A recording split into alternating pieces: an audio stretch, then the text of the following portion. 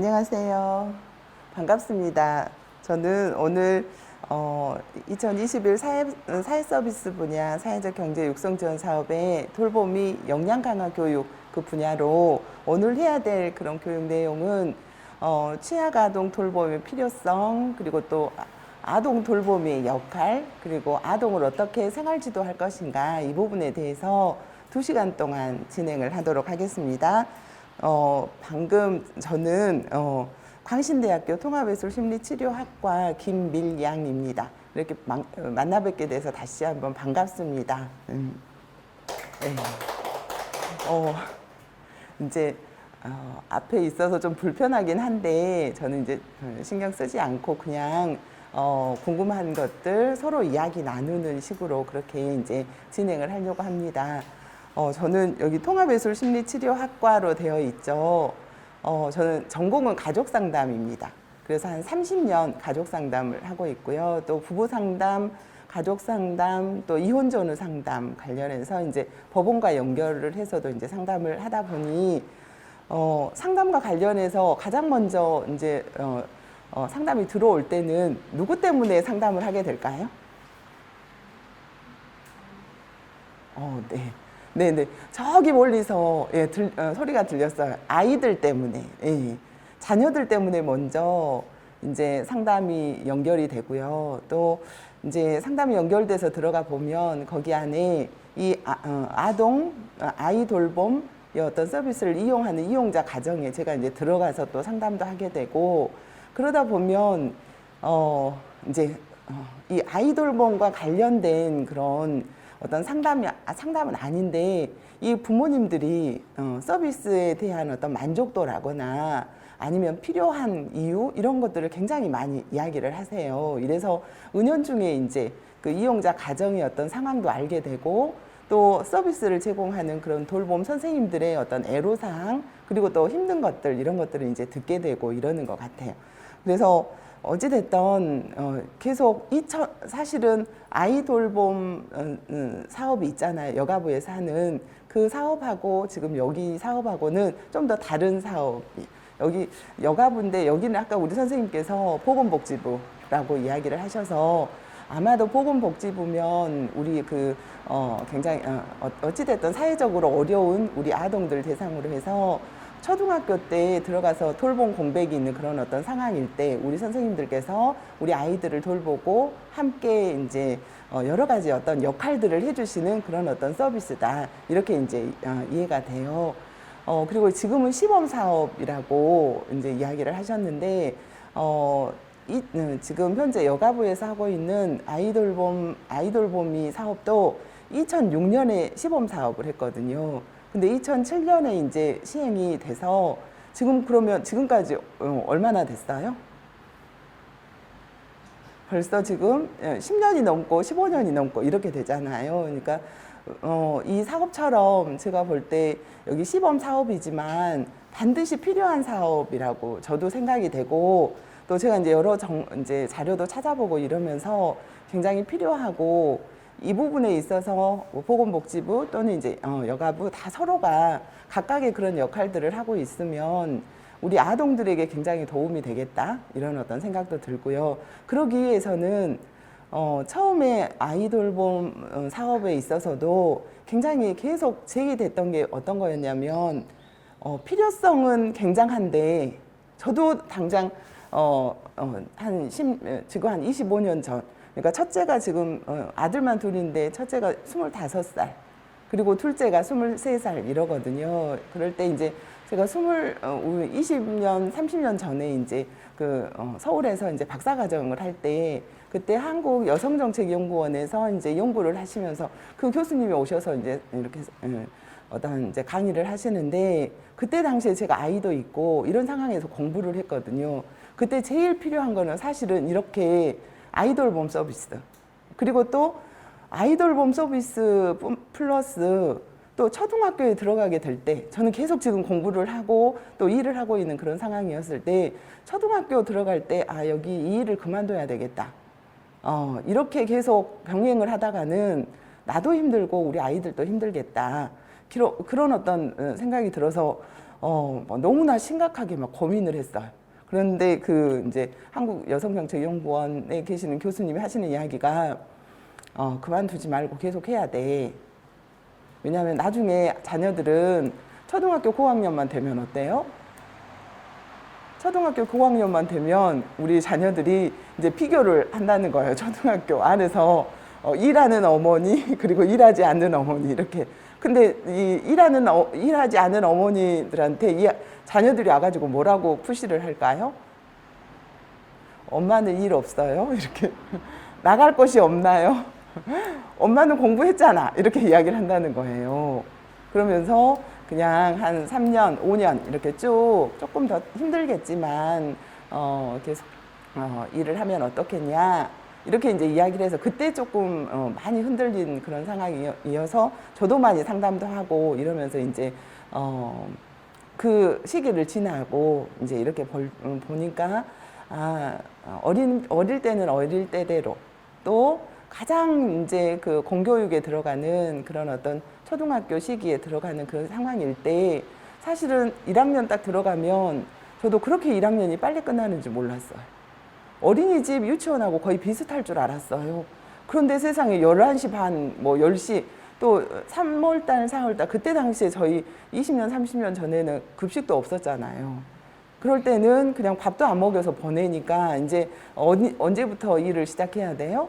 아이를 11시 반부터 어디든지 누군가가 돌봐야 되는 그런 어떤 상황이었는데 그때 이 학원 저 학원 7, 8개 공부가 주가 아니라 무엇 때문에 아이를 돌봐야 되는 그런 것들 때문에 보냈던 그런 시기도 있었고 그 과정을 거치고 나니까 우리 아이들이 벌써 25살, 23살이 돼서 훌쩍 커서 그때 막 너무 힘들었던 그런 시간들도 이제 준비하면서 많이 생각이 되고 그랬었거든요. 그래서 여기 선생님들께서 어찌됐던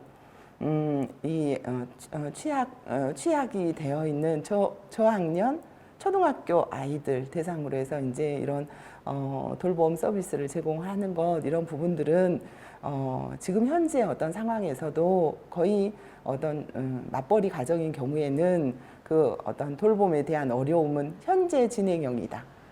현재도 ING형이어서 지금도 이 아이 때문에 어떻게 해야 될지 모르는 그런 상황이고 또 어떻게 보면 어떤가요? 코로나 시기에 가장 어떤 힘들었던 어떤 부분이 부모님들. 자녀들이 학교를 안 가고 이거는 한 번도 상상도 안 해봤었잖아요. 이랬을 때 이제 너무 힘든 그런 어떤 코로나라는 그런 어떤 바이러스로 인해서 집에만 있어야 되는 그런 어떤 상황일 때 이럴 때 굉장히 이제 양육, 돌봄 이런 부분들이 어렵죠. 근데 어떻게 보면 우리 선생님들도 사실은 이 바이러스나 이 부분에 있어서는 어때요?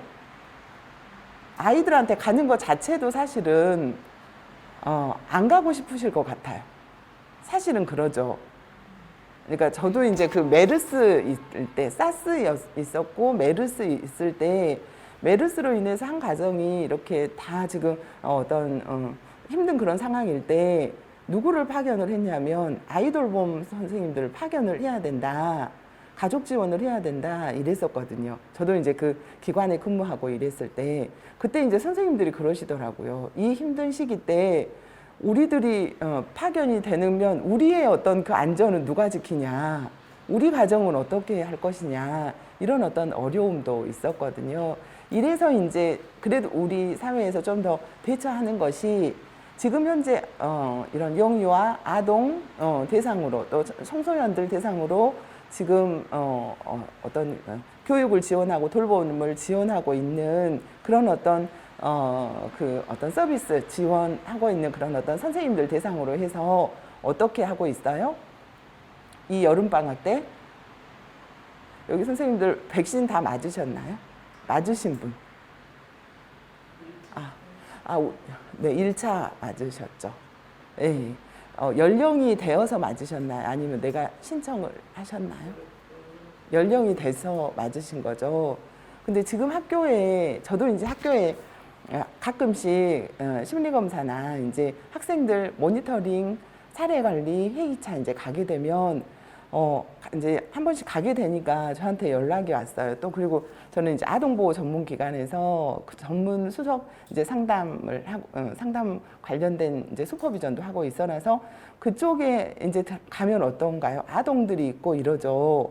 다 이제 학대 관련된 그런 이제 아동들 또 가해자 부모님들 이렇게 이제 되는데 그러다 보니까 아동들 대상으로 이제 서비스를 제공하려고 하니 반드시 백신을 접종을 해야 된다. 그래서 지금 현재 뭐 7만 회분이 화이자가 들어왔다 이렇게 이야기하죠. 그 이전에 확보된 것들은 다 지금 현재 유형유아 아동 청소년들 대상으로 해서 다 지금 확보가 되어 있어서 방학 때 다 지금 이제 맞는다는 거예요. 그러면 중요한 건 아동들뿐만 아니라 지금 또 어디 인천에 거기 초등학교에서는 지금 교사, 학생들 다 지금 엄청 여러 명이 또 이제 감염이 됐잖아. 이러다 보니 어찌됐든 내가 우리 집에 우리 아이를 데려오는 게 아니라 여기 선생님들 어디로 가나요? 각 가정으로 파견도 되고요. 여러 명의 아동들이 또 우리가 아까 우리 선생님이 말씀하실 때 이런 어떤 집단으로 모여서 하는 곳 그러면 사실은 그 사회적 거리두기에서 그 인원수를 또 이렇게 나눠서 또 해야 되는 그런 상황이 있잖아요. 이래서 아동들 굉장히 면역력이 약한 이런 아동들을 대상으로 했을 때 이때 여기 선생님들도 최대한 빨리 백신을 맞아야 되지 않을까. 이 부분은 아마 여기 우리 담당 선생님이 보건복지부나 이런 쪽으로 이야기를 해서 우리 아이들을 안전하게 보호하고 돌보기 위해서는 반드시 백신은 빨리 맞아야 된다. 왜냐하면 이제 여기에 그 취약 아동의 그 부모님들이 우리 선생님들한테 원하는 것은 1번도, 2번도, 3번도, 4번도 다 뭘까요? 어떤 거예요? 안전이에요. 안전. 여기 선생님들이 엄청 애썼어요. 이 우리 취약 아동들 가만히 있지 않잖아요. 계속 놀아달라고 하고요. 계속 그 부모님하고 함께 하지 못했던 것들 우리 선생님들하고 함께 하려고 하거든요. 이럴 때 함께 이렇게 놀다 보면 밀착되죠. 마스크는 쓰고 있다고 하더라도 굉장히 밀착거리에서 서로 하게 되거나 또 간식을 먹이는 그런 타임이 있거나 이러면 어떨까요? 굉장히 접촉할 수 있는 그런 상황이 빈번해서 부모님들이 굉장히 염려하는 것들도 이런 것들이. 근데 애썼어요. 그런데 만약에 이런 상황이 되면 어떨까요? 돌보아주고 이렇게 양육해주고 이러한 공이 있어요, 없어요? 돌보아준 공은 거의 없고 이렇게 혹시라도 아프거나 그러면 이제 굉장히 힘든 그런 상황이 될 수 있죠.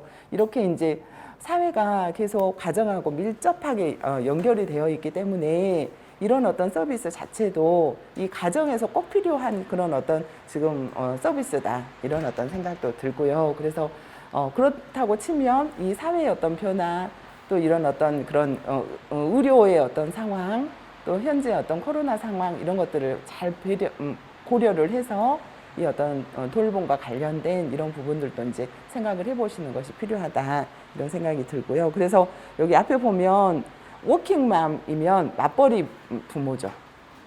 맞벌이 부모, 이 초등학생을 둔 맞벌이 부모들이 어떻게 자녀를 양육할까 봤더니 그래도 출산 이후에는 어때요? 출산휴가 있죠. 육아휴직 있죠. 자녀를 양육할 수 있어요? 없어요? 그래도 이전보다 저희 25년 전에는 어쨌겠어요? 상상도 못할 일이었죠. 주변에 아파트에서 그 아이를 키우는 경험이 많으신 분을 물색을 하고 주변에 이렇게 다 우리 아이 어떻게 해야 될지 모르겠어 이렇게 이야기하면 주변에서 이분이 잘 봐 이렇게 찍어줘요. 그럼 그분한테 가서 이제 뭔가를 사가지고 가서 잘 보이고 그래서 연결이 돼서 한 5년 6년 봐주시고 그러면 우리 아이는 또 어때요? 저보다 우리 아이를 돌봐주는 그 선생님한테 엄마 하고 막 이랬어요. 이렇게 지냈던 그런 과정이 있거든요. 근데 그 과정을 잘 지내고 중요한 것은 초등학교 1학년 들어가는 그 시점에 저도 초등학교 1학년 우리 아이가 들어갈 때 초등학교 1학년 선배 부모님들을 찾아가서 1학년을 어떻게 준비해야 되나요? 이거를 이제 교육을 받았어. 초등학교 들어갈 때는 어때야 된다, 뭐 이런 것들이 있죠. 그렇게 이제 받았는데 보니까 이 관련 기사 또 연구를 쭉 해보니까 출산 이후에 보육 문제를 해결하고 직장을 다녔어요. 어찌됐던. 근데 초등학교 입학을 할 쯤이 되면 어때요? 그때 다시 한번 고민을 해. 이 직장을 계속 다녀야 될까 말아야 될까 이러면서 만약에 그만두는 순간 어떻게 될까요? 경단녀가 되죠. 경력 단절 여성이 이제 되는 거예요. 그래서 다시 또 이제 그만두고 난 다음에 다시 일을 하려고 보면 일자리 있어요, 없어요? 거의 일자리가 없고 다시 또 처음부터 시작해야 되는 그런 어떤 상황도 있고요. 그리고 초등학교 자녀 돌봄 문제로 퇴직하거나 퇴직을 고려하는 그런 오킹만도 굉장히 많고, 또 중요한 건 아이가 초등학교에 들어가는 시기가 8살이죠. 8년. 직장에 들어가서 8년에서 10년 정도 되면 어때요? 다 승진을 하게 되죠. 그런데 그때 승진을 하려면 더 열심히 일을 해야 되잖아요. 자녀가 있으면 할 수 있어요, 없어요? 저도 해보니 하기가 쉽지 않아요. 그래서 과장, 계장 이렇게 승진하는 그런 어떤 확률이 떨어지고 거의 이제 다녀야 될까 말아야 될까 이런 어떤 고민을 하고 있는 경우도 있고요. 또 제가 이제 상담을 하다 보니까 공무원이시거나 또 공무원 교사 그럼 어때요? 굉장히 안정적인 직장이죠. 그럼에도 불구하고 그만두시는 경우도 있어요. 아이가 이 학교에 적응이 안 돼요. 아예 적응이 안 돼서 아예 그 엄마랑 분리도 잘 안 되고 굉장히 힘든 그런 어떤 상황일 때 부모님이 선택하는 것은 어때요? 이렇게 분리불안이 있는 아이한테 끝까지 병원에 가서 이제 약물 치료하고 이렇게 이제 지내는 것보다 그냥 부모님이 처음에는 휴직을 병가 휴직 이렇게 내시다가 나중에는 이제 그만두신 그런 경우도 있고 이러죠. 그리고 이제 워킹맘은 엄마 네트워크, 그 자모님들이 있죠. 자모님. 초등학교에 들어가면 자모회 막 이렇게 있잖아요. 예, 저도 자모회 1학년 2학년 때는 자모회를 해서 그래야지만 정보를 얻을 수 있다. 그런데 일하고 있으니까 어때요? 자모회 한 번 안 나가잖아요. 그럼 벌금을 내야 돼요. 막 이런 것들. 그래서 이것도 쉽지 않더라고요. 또 가서 1학년, 2학년 자모들이 뭐 한가 봤더니 청소 같이 하고요. 또 이야기 막 나눠줘요. 이렇게. 근데 막 일을 산적해 있는 일을 두고 가서 할 수 있는 상황이 아니라서 청소만 하고 오면 그 자모회에 이렇게 가입이 잘 안 되고 정보도 잘 이렇게 안 들어오고 막 이랬던 그런 기억도 있고요. 그래서 겨우 2년을 큰아이는 하다가 둘째는 자모 그 모임 또는 어떤 청소하거나 그걸 안 했거든요. 그랬더니 둘째가 어쨌겠어요? 네. 선생님들로부터 지속적으로 계속 제가 상담하는 가족 상담가잖아요. 그러니까 이제 주변에서는 남편은 계속 그랬어요. 우리 집을 상담을 하자. 우리 아이들을 상담하자. 막 이렇게도 이야기를 하고.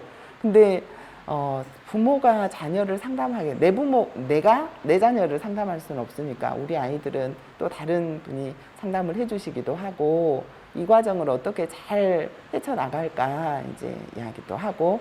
근데 이제 그렇게 해서 25년이 됐죠. 내 남편이 이제 가족 카톡에 이제 아들 2명한테 엄마란 아빠란 이제 이거 남편도 이제 공부하니까 숙제로 엄마는 어떤 사람인지 아빠는 어떤 사람인지 이거를 한 문장으로 써서 가져오라고 했다 그랬어요. 그랬더니 이제 둘째는 제가 둘째는 안 쓸 줄 알았어요. 둘째는 노느라고 아마 안 썼을 것 같고요. 큰애가 이제 한 30분 정도 지나니까 큰애가 이렇게 글이 올라왔어요. 근데 엄청 그거 보고 저도 아 그렇구나 이렇게 느꼈는데 아빠는 나에게 조언자이시다. 그때는 무슨 말인지 몰랐는데 한참 지나고 나면 아빠가 해주신 말은 항상 내 인생의 길이 된다. 이렇게 써져 있어요. 저는 이게 더 좋았어요. 예. 와, 나도 이런 아빠, 엄마였으면 좋겠다. 그러면서 이제 제가 엄마란 했더니 엄마는 나의 자랑이다. 이렇게 써져 있어요. 왜 자랑이야? 나는 저 혼자 여기가 좋은데 이랬더니 자랑이다. 항상 노력하고 열심히 엄마의 인생을 살아가는 그런 분이다. 이렇게 써져 있어요. 이러니까 저는 내 인생을 살아간다고 우리 아이들 눈에 보였구나. 이게 굉장히 많이 와닿았고 그럼 좀 많이 슬펐어요. 우리 아이들하고 함께 한다고 발버둥을 쳤는데 이 영유아기 또 아동기 청소년기 이 시기 때 그래도 나는 내가 해야 될 것들을 하느라고 우리 아이들하고 함께하는 시간이 부족했구나. 지금 현재 우리 사회에 아마도 취업 부모, 취업해 있는 부모들은 다 이 자녀와 관련해서 이런 애환이 있어요. 내 아이랑 함께하지 못하는 거, 또 아이를 충분히 잘 돌보지 못하는 그런 어떤 부분들, 이러한 것들이 있을 수 있죠. 네, 그래서 이제 워킹맘의 일, 가정, 양립 관련된 고충을 봤더니 이제 조직에 들어가 있거나 어떤 일을 하고 있으면 그 기업의 어떤 제도나 조직의 어떤 분위기가 많이 힘들다. 이것이 53.7%였어요. 근데 그 나머지는 다 육아로 인한 업무 공백. 육아로 인해서 어떤 업무 공백이 생길까요? 갑자기 아이가 아파요. 갑자기 저도 이제 학교를 갔는데 그 초등학교에 확진자가 생긴 거예요. 확진자가 생기면 그 순간 모든 부모님들한테 다 연락이 돼요. 아이들 지금 집으로 가니 빨리 어떤 대처하십시오. 이렇게 이제 어떤 메시지가 와서 데려가십시오. 저학년의 경우에는 그렇게 할 때 그때 직장에서 회의를 하고 있거나 뭔가 어떤 행사를 하고 있거나 이런 어떤 상황일 때 얼마나 당황스럽겠어요. 이런 어떤 부분. 그래서 예기치 못한 상황에 대응을 할 때 직장 상사나 동료들하고 굉장히 이제 갈등이 있을 수 있겠죠. 나 지금 집에 들어가 봐야 돼. 좀 나 좀 봐주라. 막 이렇게 이야기를 할 때 다 협조가 잘 되면 괜찮은데 우리 사회에 협조가 잘 될까요? 어떤가요?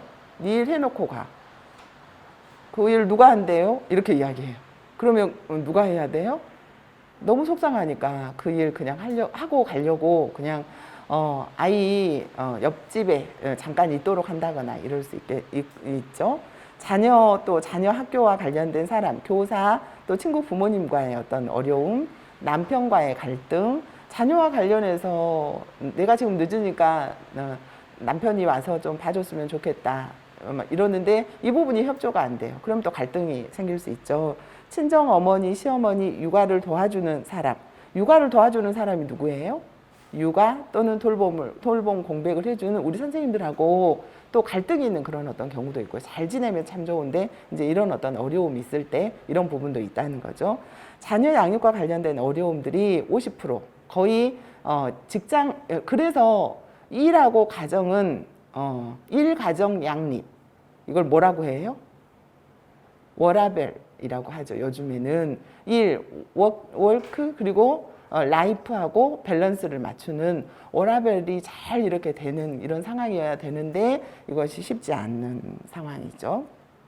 그래서 이제 전일제 취업자의 자녀 돌봄의 어려움을 통계청 자료를 봤더니 맞벌이 가구들은 방과 후 시간에 가장 고민을 많이 하죠. 방과 후. 학교에서도 사실은 학교 수업이 끝나죠. 그럼 어떻게 해요?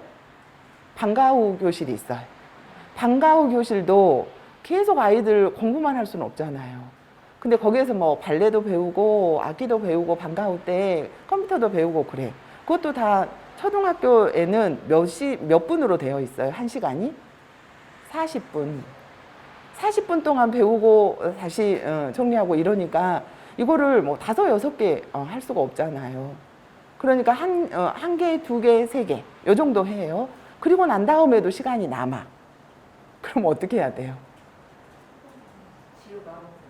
네네.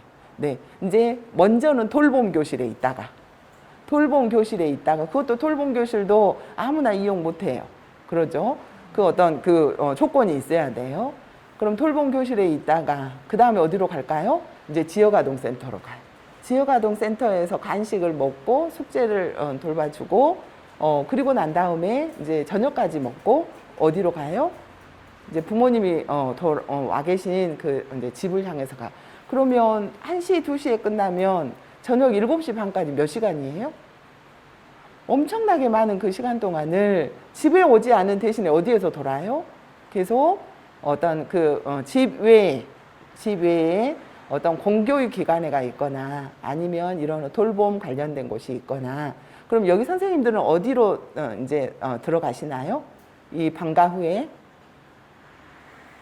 여기 우리 선생님은 네.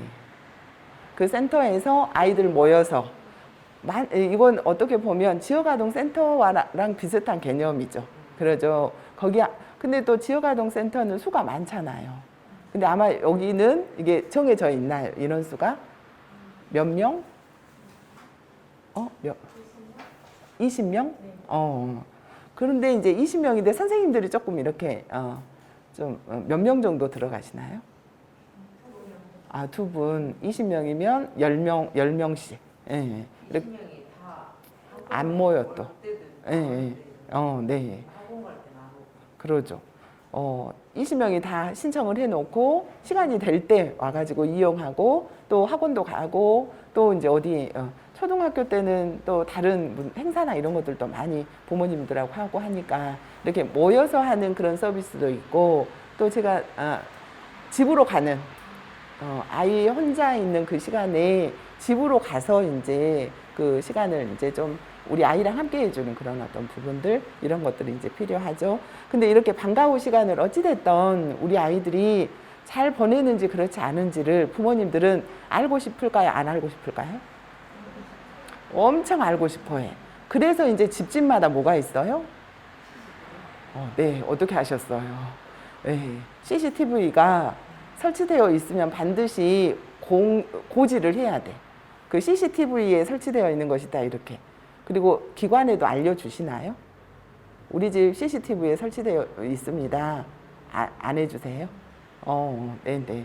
반드시 있는지 확인을 해서 이제 만약에 이렇게 설치되어 있거나 그러면 우리 여기 선생님들도 어때요? 이런 부분을 알고 알고 잘해라 이것이 아니라 알고 있는 것이 훨씬 더 여기 선생님들한테도 좀 아는 것이 어떻게 보면 불안할 수도 있으나 신경이 쓰일 수도 있으나 또 여기 선생님들도 보호하고요. 어떻게 보면 이 상황도 보호하고 막 이러는 것 같아요. 왜냐하면 이런 CCTV가 없으면 자녀들이 다치거나 이랬을 때 우리 여기 선생님들이 뭔가를 설명을 해야 되는데 꼭 변명처럼 느껴질 수 있고 이러잖아요. 근데 아이가 진짜로 TV에서 순식간에 TV 위에 올라갔다가 꽝 떨어졌는데 TV랑 같이 떨어졌어. 그러면 큰 이제 어떤 TV 파손뿐만 아니라 또 그 파손된 걸로 또 다칠 수 있고 이러잖아요. 이런 경우도 있고요. 어떤 경우는 요즘에 TV가 엄청 크죠. 그러니까 그 아이돌 선생님이 깐난이를 이렇게 보고 있었는데 이 아이가 계속 뭔가 잡고 막 설려고 하는 거 있잖아요. 설려고 하는데 그 엄청 큰 TV를 막 잡고 설려고 하다가 그 TV가 앞으로 넘어졌어요. 그럼 그 아이 어떻게 됐겠어요? 병원에 갔는데 사망을 했어요. 근데 이 아이돌 선생님은 아이가 그렇게 하니까 하지 말라고 이렇게 안 돼요, 위험해요 하고 가는 사이에 그게 돼버려서 그 선생님도 가는 사이여서